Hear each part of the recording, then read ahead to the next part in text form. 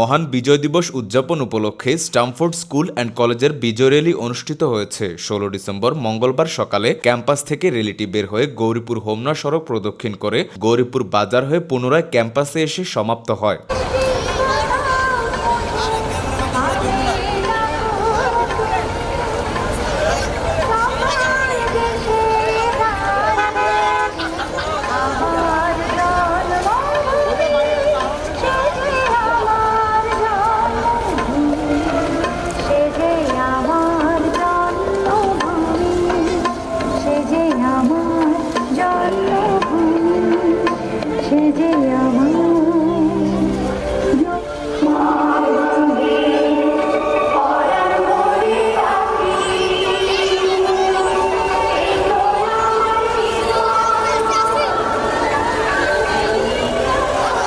র্যালিতে নেতৃত্ব দেন Stamford school and কলেজের প্রিন্সিপাল মোহাম্মদ জানে আলম তালুকদার। এ সময় শিক্ষক, শিক্ষার্থী ও অভিভাবক অংশগ্রহণ করেন।